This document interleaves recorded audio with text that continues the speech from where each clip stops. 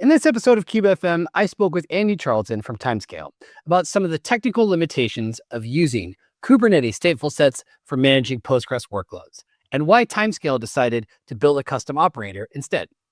In this episode, Andy and I discussed the following topics: why StatefulSets fall short for managing high availability Postgres clusters, challenges around pod ordering, volume resizing, and immutable storage templates, the role of Kubernetes operators in encoding operational context and reducing disruption. We talked about how their in-house tool, Popper, matches instances to specs to handle complex reconciliation logic. If you're working with stateful applications on Kubernetes or hitting the limits of what StatefulSets can do, pretty sure that this conversation might be helpful. Today's episode of KubeFM is sponsored by Metal Bear's MirrorD. If you're a cloud developer, you know the pain of spending more time setting up environments than writing code, only to test in conditions that don't match production. MirrorD lets you run microservices locally with seamless access to cloud resources, staging services, databases, and more, all from your IDE. No more waiting on CI or fighting for staging. Just install the CLI or IDE plugin and start testing from your local machine. Try it free at mirrord.dev. Now, let's get into the episode. Welcome to KubeFM. First and foremost, what are 3 emerging Kubernetes tools that you are keeping an eye on? Hi, bud. So I'll be totally honest. I'm quite a slow tool adopter. I'm still rocking Vim as my editor. But things that I have been noticing, we're talking about going to kind of multi-cloud here at Timescale. So things like control plane, cluster API. Are things we're kind of looking into at the minute. I will say I'm not promising we're going anywhere. I'll get in trouble at work if I promise multi-cloud before we release it. But yeah, so those kind of things. Other one we've used quite recently, adopted, is node problem detector. We've had a few issues with nodes as of late, and just trying to work out exactly what's going on. Node problem detector has been a huge help. So yeah. I guess there's 3. Very good. As a follow-up to that, we've asked folks in the past, what do they think is harder to learn, multi-cloud or surfing? What would you say? I'm a big fan of the cloud. All my career has basically been in the cloud. But I will also and I've worked with AWS, Azure, like Google Cloud, and they're all terrible in their own ways. They're all great in many ways, and they're all terrible in their own ways. Multi-clouds, if you can identify where things are terrible and work around them, I think it's okay. It's hard though. It's hard. You kind of got to go to the lowest common denominator a lot of the time, which is not ideal, but yeah. That works. Now, for people that don't know you, can you tell us a little bit more about what you do and where you work? Yeah, so I'm a staff software engineer at Timescale. So we are a time series database company, but really Postgres on cloud company. We're moving into the AI space as well. So yeah, I'm a staff software engineer there. I work on the platform team. Prior to this, I worked at Influx, again, kind of on the storage team. So very similar role. And then, yeah, so that's why I am. That's what I do. Very much orchestration is kind of the niche that I seem to have fallen into here. So writing operators, working out how to run databases on the cloud. Yeah. Okay. And how did you get into cloud native? What were you doing before cloud native? So my history is actually, it's a bit chaotic, to be honest. So I mean, I started. I left university. I went into teaching. I was a school teacher for 10 years. Well, over 10 years, teaching kind of secondary school, high school math, or maths for those of us in the UK. And I ended up teaching computer science. I mean, my degree was electrical engineering, so I'd done some programming, but I started teaching computer science. kind of moved up into management at school, and a lot of that was data analysis. And I hate doing things more than writing a spreadsheet more than once is terrible. So, I started writing Python to do all my data analysis. And then I started, there's a lovely Go community here locally. So I started writing Go and doing some like dashboards and things like that for all of the kind of data processing that like I need to do. Data analysis is quite big in schools in the UK. And I'd kind of progressed to leadership roles where that was a big part of my job. And eventually I got to the point where I'm like, right, well, I'm enjoying writing code. I'm writing a lot of Go. I'm writing a lot of Python. I'm doing a lot of data analysis. I'm actually enjoying this more than teaching these days. So I moved. I jumped into a local company doing kind of email marketing. To be honest, it was kind of I needed to find somewhere that would take me on, and that was it. And honestly, it was a really great grounding. It's email marketing, but it was all cloud. It was all on AWS. We're using, all of it like Lambda, Batch, all of these like SQS, all of the AWS kind of. It was very heavy AWS stuff. So right from the go, my kind of professional career was very much, how do we leverage the cloud? How do we leverage what AWS, the scaling and all that kind of stuff will give us? I moved on there to a fintech, again, all running in AWS. And then a couple of years, like a few years into my career, I jumped to Influx. And again, I got lucky and they took a chance on me. And that was my first interaction with Kubernetes.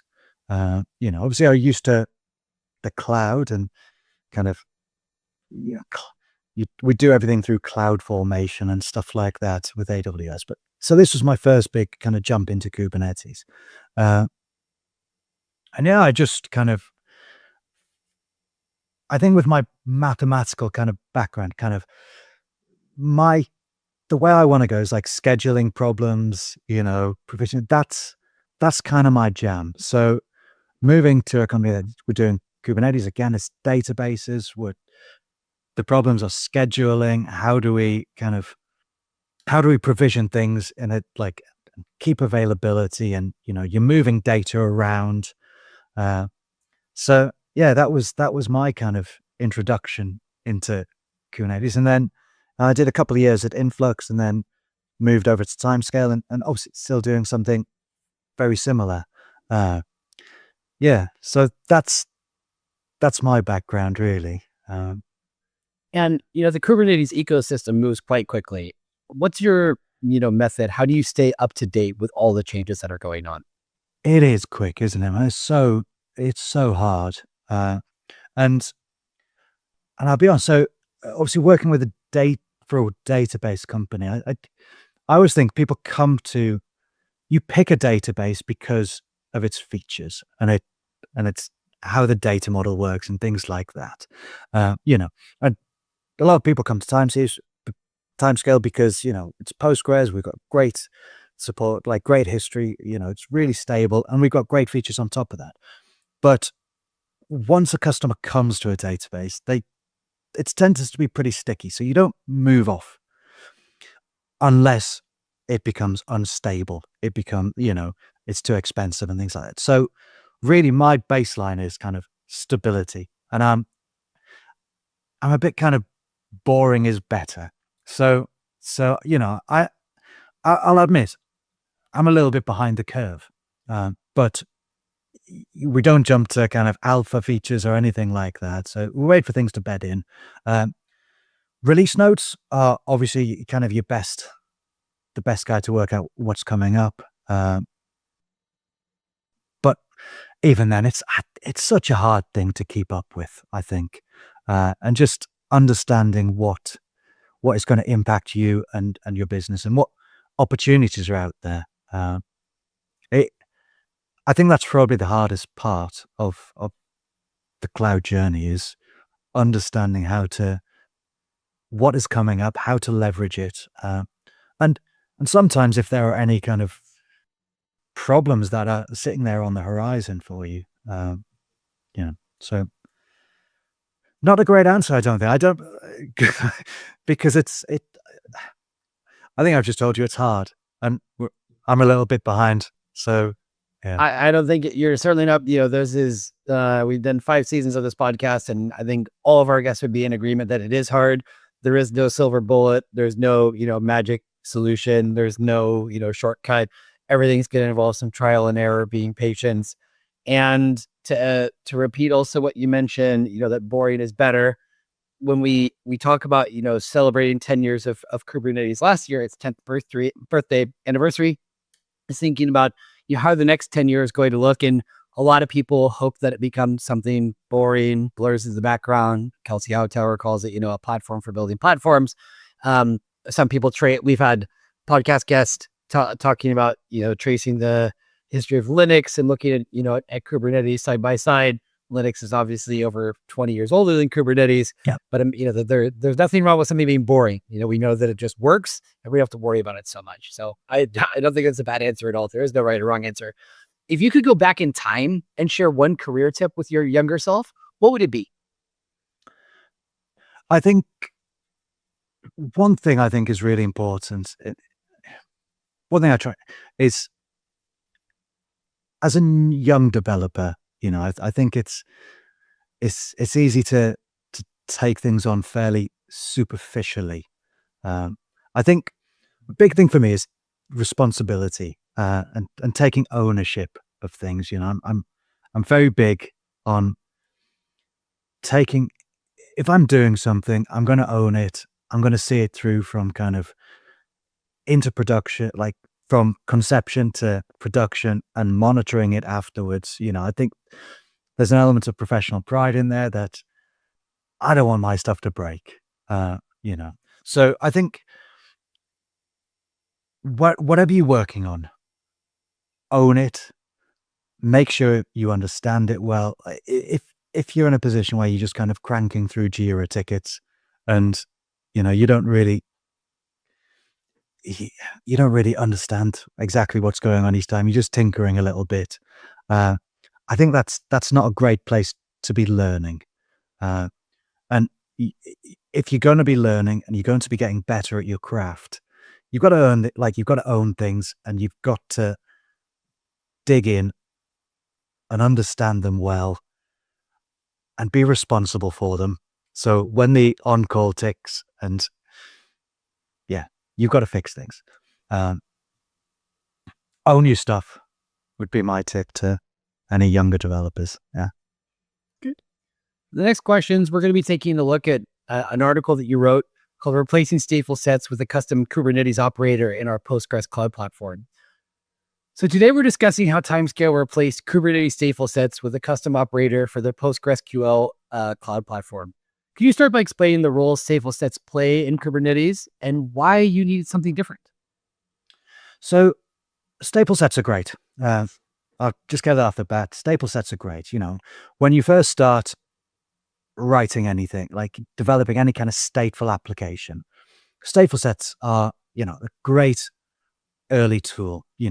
They let you have kind of anything that needs persistent storage. If you're just throwing up like an Elasticsearch cluster or something that you want to run locally to kind of throw your logs at or something, StatefulSets are great. You just want kind of persistent volumes. You want kind of predictable upgrades and things like that. The trouble comes when StatefulSets know about pods, they know about PVCs. They don't have any context, though. And ultimately, as you kind of grow and you develop and you're building your stateful application, there comes a point where there's much more context to what you're building than just pods and PVCs. If we're talking about a Postgres situation, you've got, if you're talking about high availability, so you've got a primary, you've got replicas. Suddenly, you're in a situation where it's important to know which one is the primary. There's other contexts that you might want to, you want to know about, things like backups, snapshots, because those are relevant to when you provision your pods and your PVCs and things like that. So stateful sets are great. Don't get me wrong. And if your workload is all your pods are fairly homogeneous, and you just want persistent storage, great. But you'll probably grow past that. I think once you want your application to become more sophisticated, you want more intelligent decisions, you want to be able to utilize all of that information you've got there, that context, and make your application better. And at that point, you start fighting stateful sets a little bit. Let's dig into Kubernetes operators. For our audience who might be familiar with standard Kubernetes controllers, could you explain how operators extend the Kubernetes control plane and why they're particularly valuable for stateful applications? Yes. So what were we talking about a minute ago? So when I'm talking about context, that's really, and making business decisions, or operational decisions based on that context, that's when an operator comes in. And really, if you've written a stateful set, you've got a stateful set kind of spec, it's got a template and all that kind of stuff in. Really, it's a custom operator does almost exactly the same thing. We've got a spec, we've got a custom resource that holds that spec, a custom resource definition that kind of defines what that spec looks like, and then we've got custom resource. And that tells us what we want. It's probably going to be pods, PVCs, maybe other resources, but it tells us what we want these things to look like. And the operator has the spec, it has that custom resource, it knows what the pods and PVCs look like and doing, but it also has that context. And it knows which of those Postgres pods is the primary. It knows what the backup situation is like. It knows things like which availability zone these things are placed in and where we might want them to be. And so when you are you want to start making more intelligent decisions about exactly how you schedule these pods, how you provision, at what point you delete them, which order do you delete them in, like when you want to update the image or something. You're making intelligent decisions, and that's where an operator comes in. A very basic example. So a stateful set has no idea which one the primary is. So most of the time, it'll probably kill the primary for you first and trigger a failover. And you don't want that. You only want to restart the primary once if you can. So we can make that happen. But the stateful set doesn't know that information. So that's where an operator comes in. The article details several specific limitations with stateful sets in a PostgreSQL context. Could you elaborate on the most problematic Kubernetes behaviors you encountered, particularly around volume management and pod ordering? Yeah, so these were the two big ones, really. The pod ordering, and so stateful sets will do a kind of the rolling restart pattern they use. Will always, so let's say you've got a Postgres cluster and you've got a primary and you've got a replica, and those are pods 0 and 1, and one of them is the primary. And we want to update the image. So what a stateful set operator would do is it kills pod 1. Now, if that's the primary, well, first of all, there's a potential problem there anyway, because we don't necessarily know, because the stateful set doesn't know what the condition of pod 0 is. It doesn't know whether it's ready, it's in a position to take over.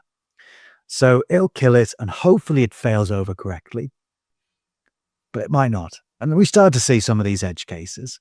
And, we can try and get around these with health checks and making the health checks more intelligent. But ultimately, it's going to kill pod 1. After which pod 0 is the primary, and then it kills pod 0, brings that one back up and kills pod 0. And what happens is you kill the primary, you fail over, and then you kill the primary again, and you fail back over. And you end up in this situation where I want to update the image. And for my customer, we want to really minimize disruption to our customers. And so what happens is pod 1, at the end of that process, pod 1 always ends up being the primary because you kill pod 0 last and it fails over to 1. So next time round, pod 1's the primary and you kill it again.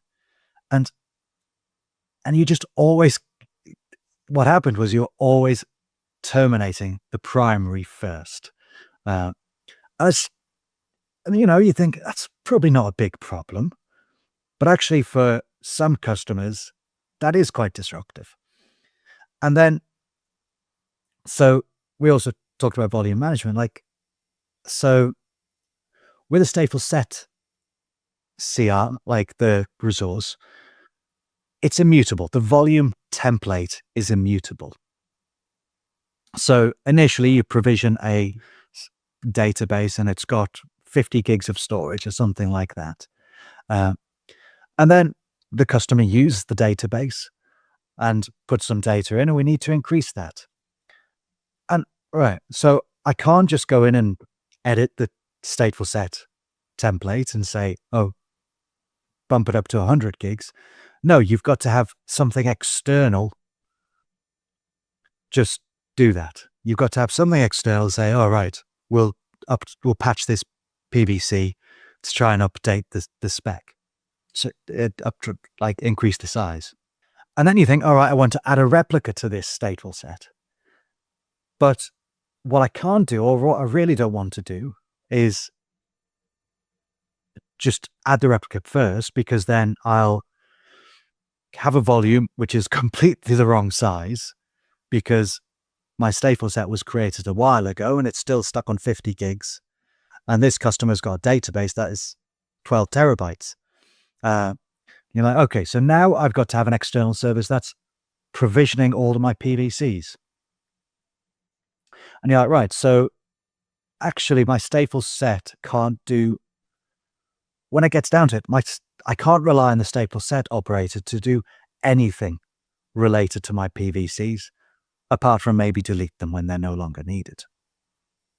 And then if you think about the two together, so one of the things that we see a lot happen here at Timescale is that customers create a database. It'll be relatively small initially, and then they'll start loading data on, and we scale their disk up and we make sure they've got plenty of room for it, and we grow the PVC over time. And then they finish loading their data. They kind of approach this kind of steady state. And Timescale has got great features we offer really good compression. We've got data tiering that lets you kind of take some of that data off and put it into object store to kind of reduce your costs. And what we'd find customers would do, their usage would grow over time. And then, right, okay, let's enable compression. And suddenly it drops massively. And then they enable data tiering. And then they're sitting on this they're using this 10 terabyte disk, and they've got 600 gigs of data. And obviously that's expensive. It's wasteful. So one of the problems we wanted to solve was, how do I downsize a volume? And you can't do that. You can't shrink a file system. So you have to create a new replica. And the whole, the pod ordering thing here gets really awkward, because let's say I've got one pod and it's pod 0. I want to create a new replica with a smaller disk. So I do that. I provision the PVC, the volume, nice and small, the size I want it to be, and I spin up this new replica. Now I want this replica to be the one I keep. But a stateful set doesn't let you keep anything other than, like, if I've only got one pod in my stateful set, it has to be pod 0. This pod that I've just created, this replica with the small disk that I want to keep, is now pod 1.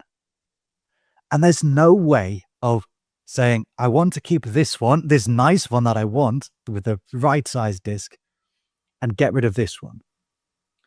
You kind of have to then manually delete pod 0 and create a whole new replica, and then eventually kind of get rid of this one. And the whole time you're doing that, you're just working against what the stateful set wants you to do. And then in that process, you've got to be really careful. Like, there's a race where the stateful set might want to create the new volume. It just gets horribly, horribly messy. And you're like, it's even just simple things like that HA situation. If you remove a replica, like, removing a replica should never cause any disruption to your service. There's no reason it should impact the primary at all. But if that primary is pod 1, the stateful set will delete that. So pod ordering, the need for, if you've only got one pod, it has to be pod 0. When you're trying to, when you know I want to keep a particular pod, and it might not be pod 0, that gets really horrible to deal with. And the stateful set just isn't built to deal with that. So we start hitting all of, like, we had these things we really wanted to do, and you're like, how do we do these with stateful sets? And some of them were just, like I said, like these elaborate dances where you've got to create multiple replicas and delete pod 0 yourself and do all this kind of stuff. And it just got horrible. And you're like, right, so now I'm spending more effort working against the stateful set, like kind of trying to disable bits of the state, like how the stateful set wants to operate. Then it got to the point, it just wasn't worth continuing with it. And so yeah.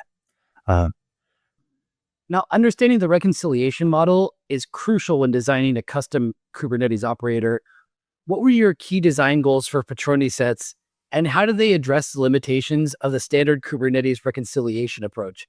It also might be helpful for listeners that aren't aware or familiar with, Patroni, Zalando example, if you want to explain a little bit about that for context.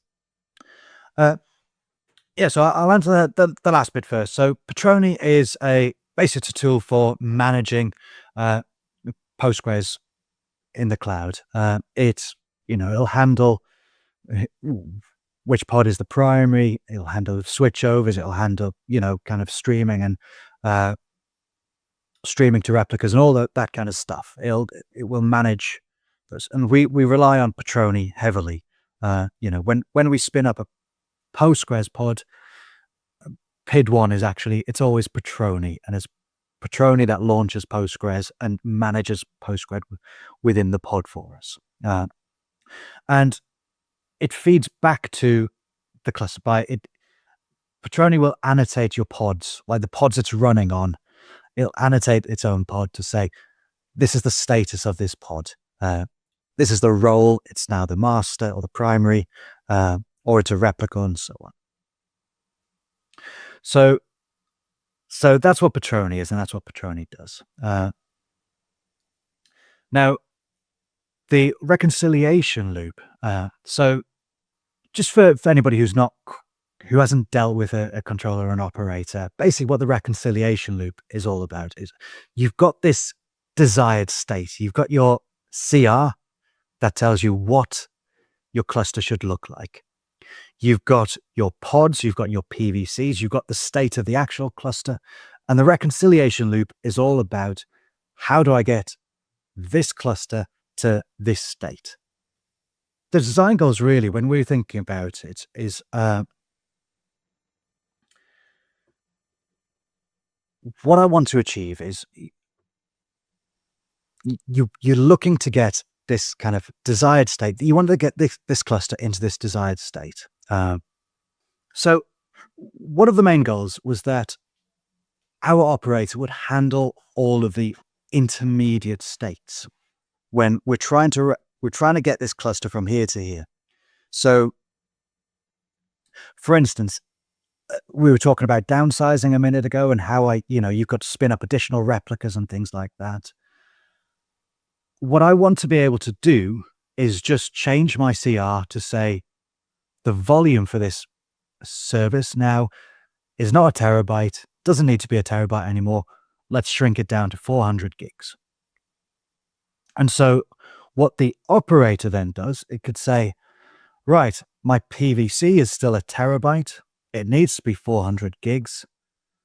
I understand that I can't just shrink it. I need to spin up a whole new replica.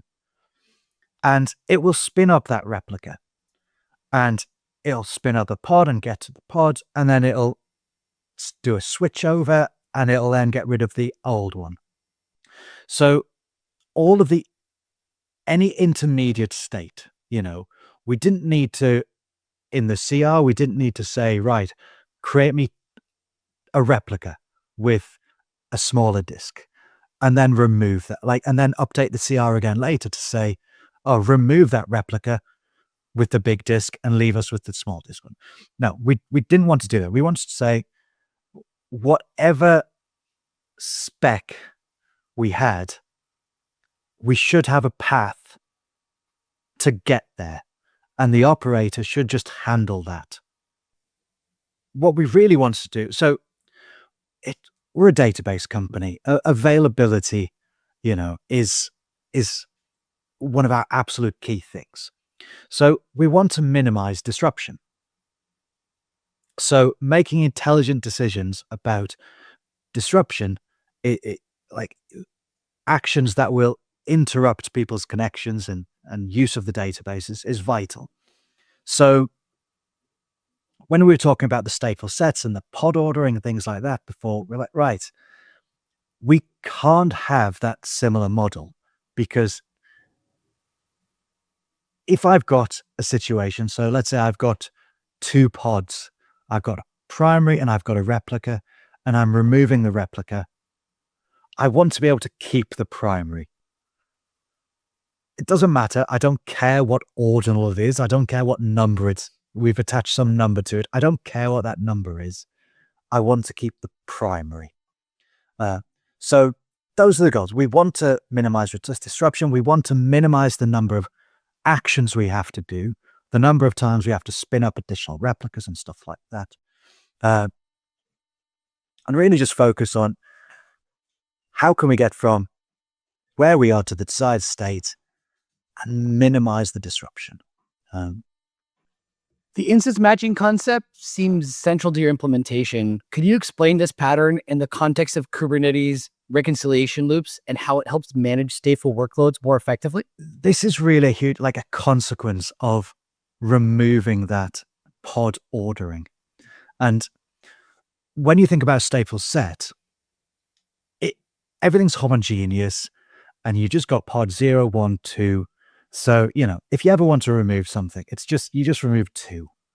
And then you move, like if you're doing an upgrade, you remove 2 and then 1 and then 0. And it's fine because everything is the same. Once you add context, once you know what things like which pod is the primary and stuff like that, you're then in a situation, and we also want to not necessarily always have homogeneous workloads. We want to be able to have a potentially smaller replica, like a smaller, cheaper replica that could just sit there keeping up and serving some amount of queries or something. So there was the possibility that we'd have heterogeneous pods and PVCs. So when you take away the ordering and when you take away the homogeneous nature of your setup, you've got to be in this position where it becomes actually more difficult to say, right, well, this is the spec and these are the things, and this must be pod 0 and this must be pod 1, because it doesn't necessarily work like that. Maybe pod 1 is the primary and we want that to match up with the first replicant, so like the first thing in our CR. So working out how these things match, how our cluster matched with the spec, is actually really becomes a more difficult problem then, because you're like, right, well, I've got, my spec tells me I've got this many, I want this many replicas. I want this member, this node with this stuff, like this pod with this stuff and this pod with this like spec. And I've got this in the cluster. And maybe this is out of spec and maybe this is the primary and whatever it is. You're like, and it's really about how do I match those up? And when you're doing that, obviously, again, we're talking about disruption and availability, because there are some actions which are far more disruptive than others. Like if a PVC is too small, actually that's fine, because we can just patch it and we can bump the size up, or we can change the IOPS or whatever it is. We can bump the size up and we can patch it, and that'll change and that will fix.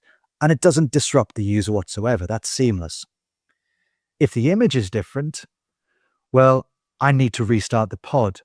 So that's a different level of disruption.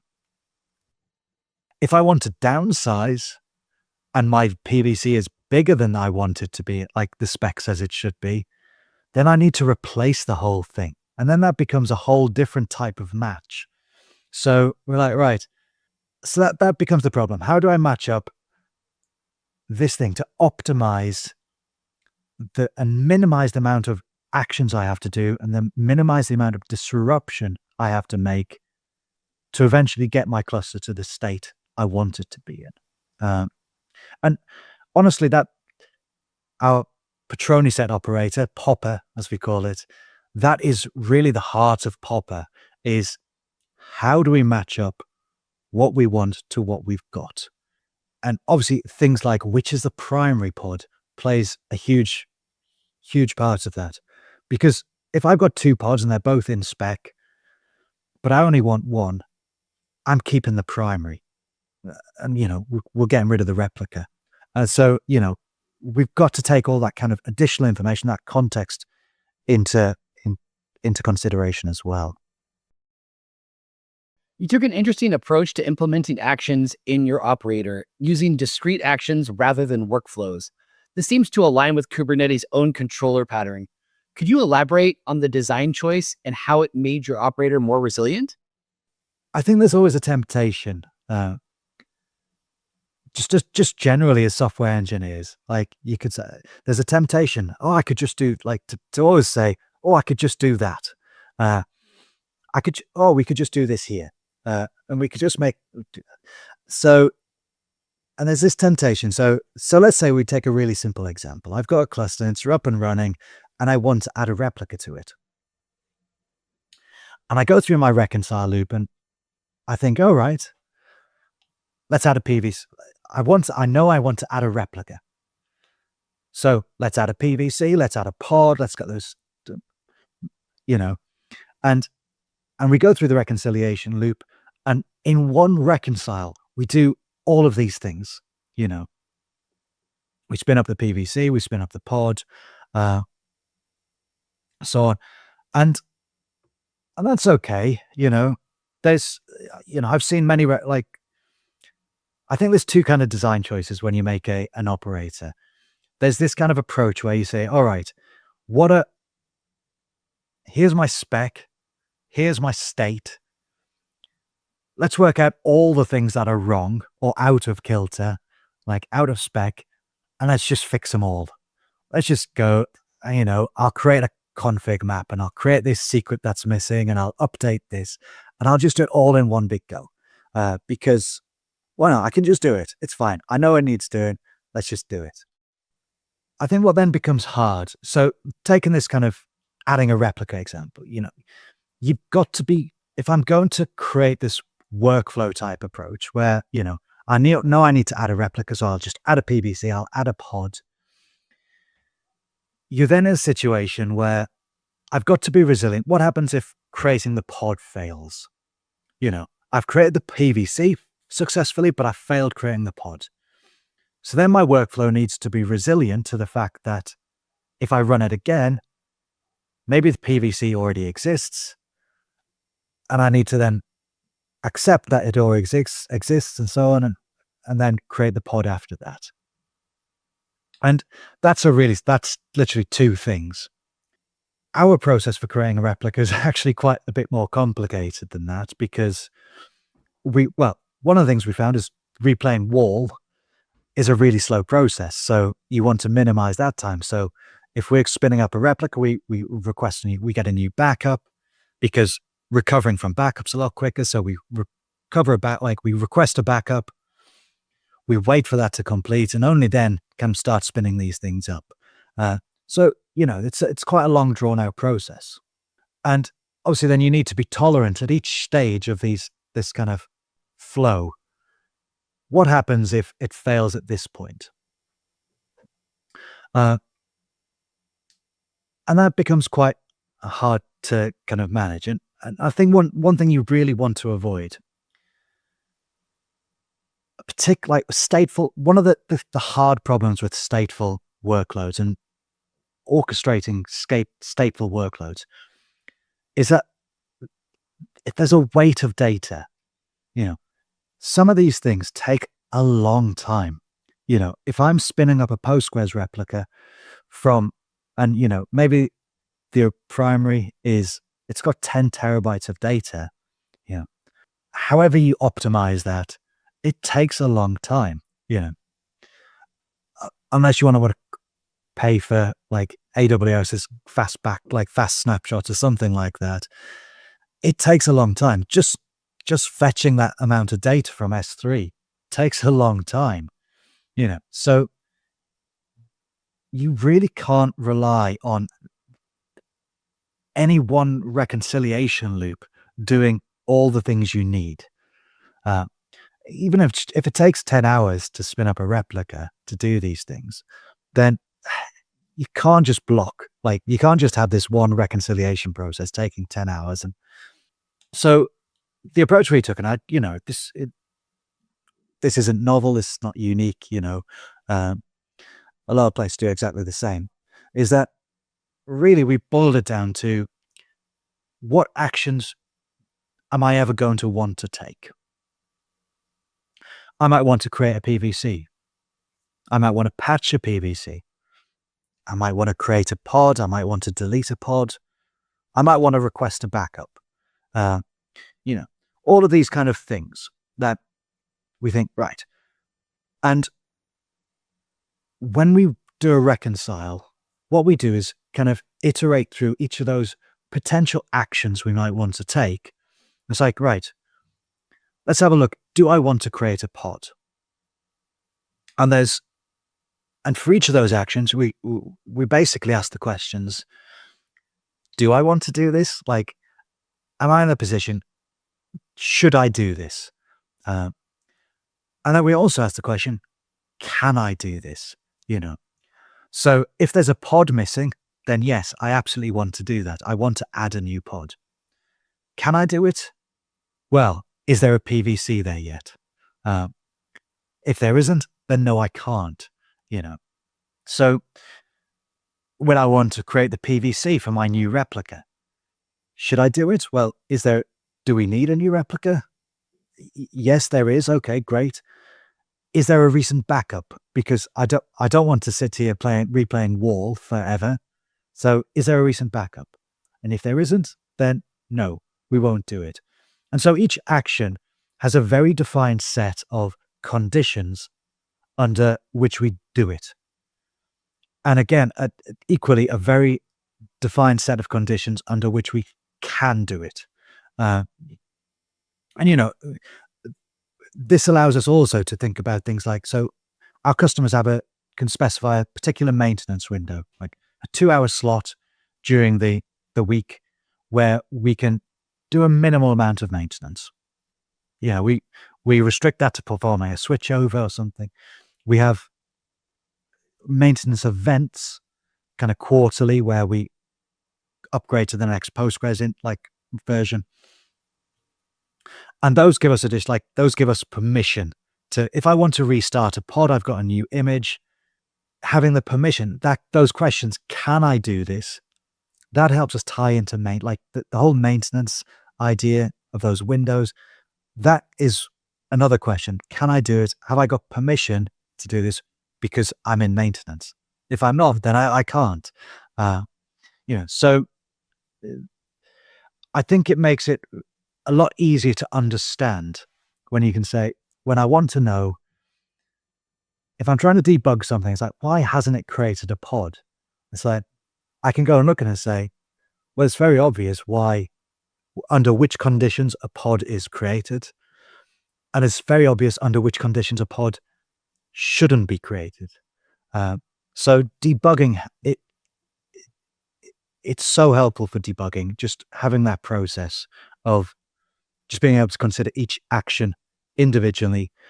And we make them idempotent. So, if sometimes the cache, we use controller runtime and it's great and comes with an API server and we've got watches on things.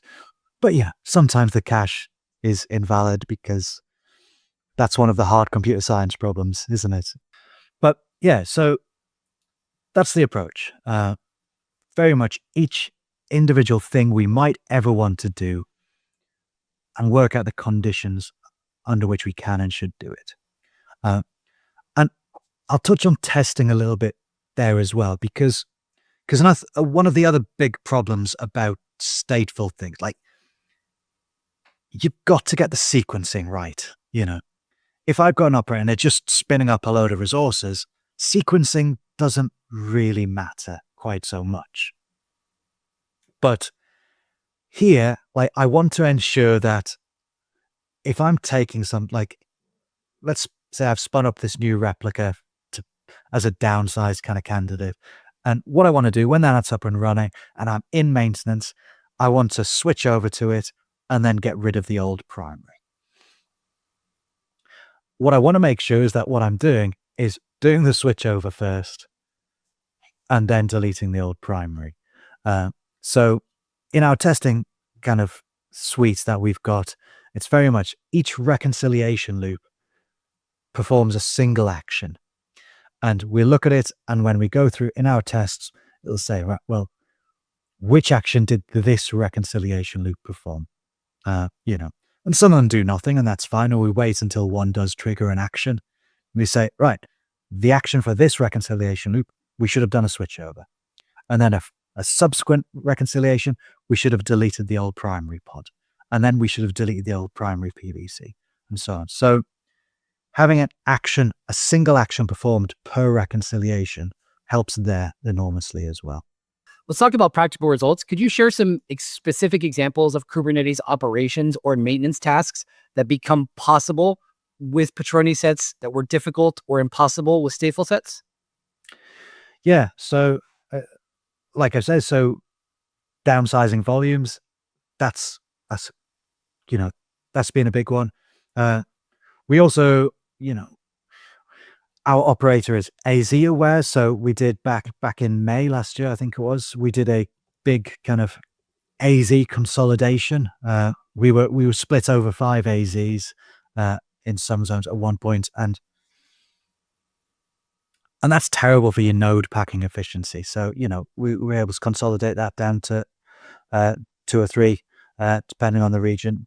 We still got just as much availability, but just being able to put in the config of Popper's config and say, we want to be in AZ 1A and 1B.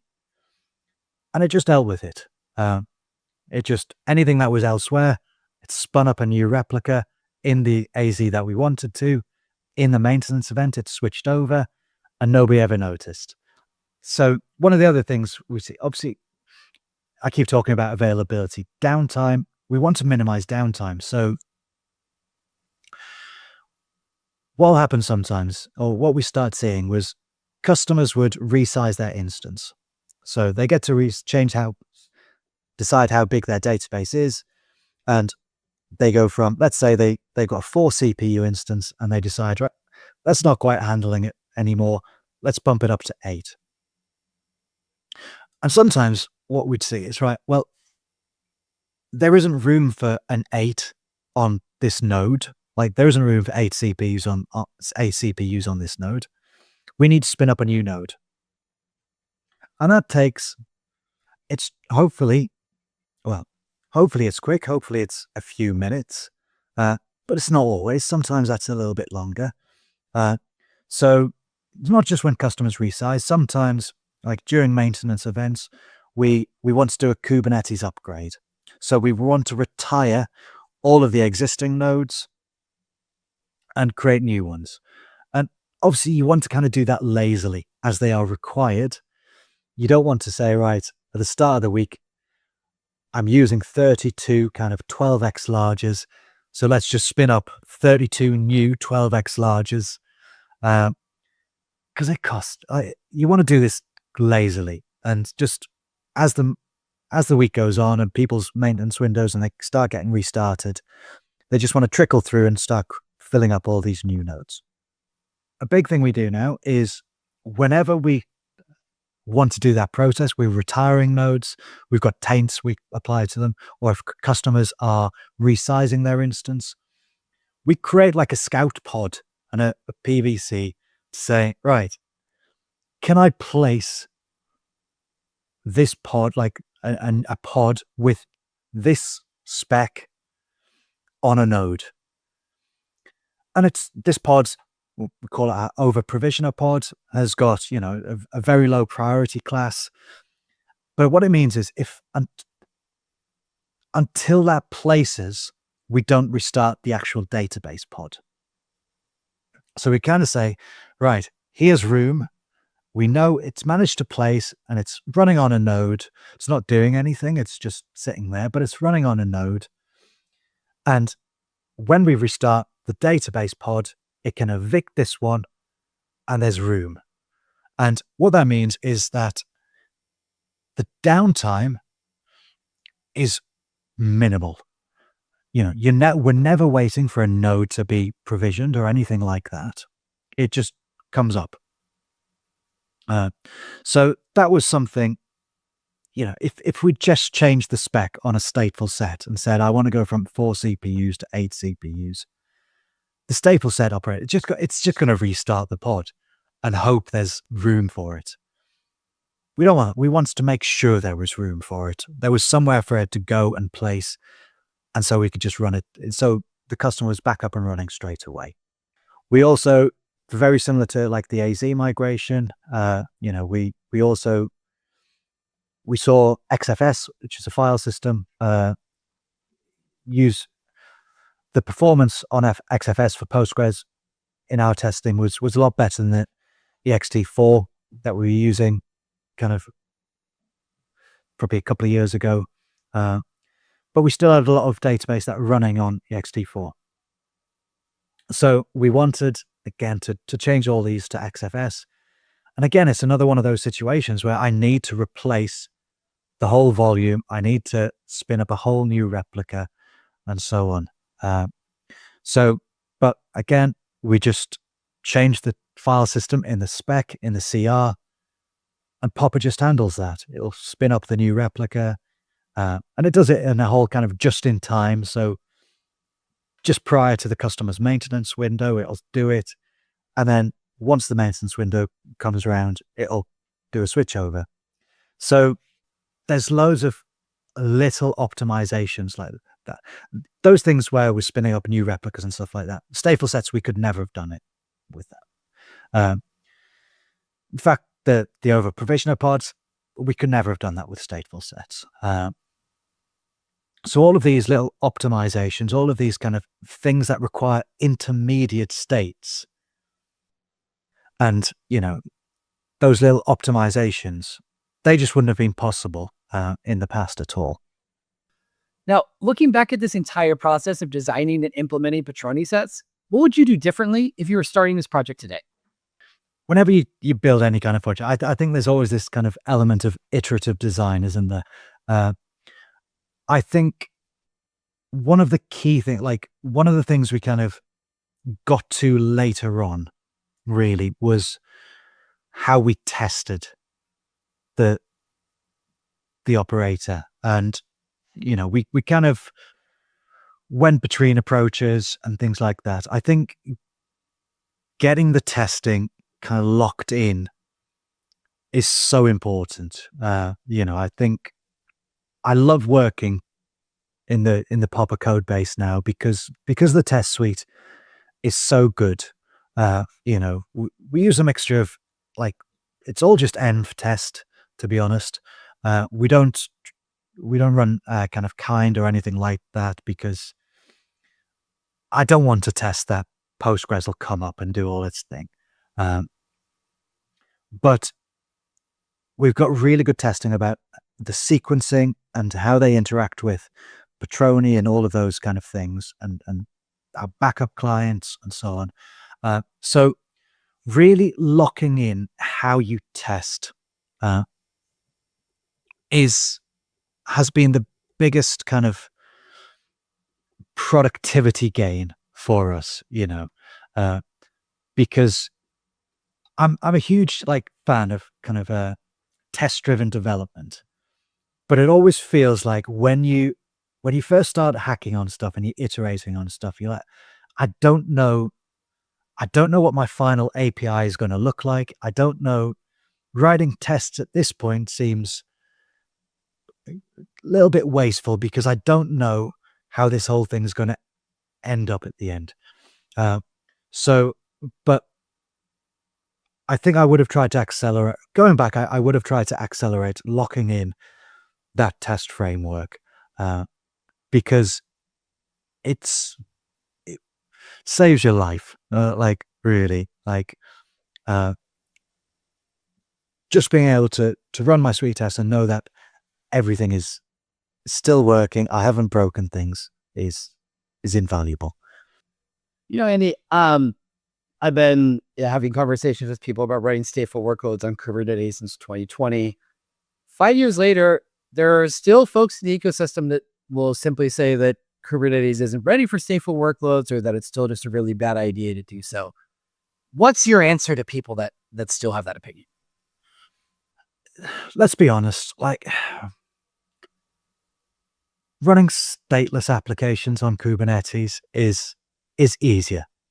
There's no doubt about that. It's easy. You don't have to worry about all these sequences. You don't have to worry about this kind of weight of data. It's just, I need some more replicas. Let's just create some more replicas. It's whatever. Easy.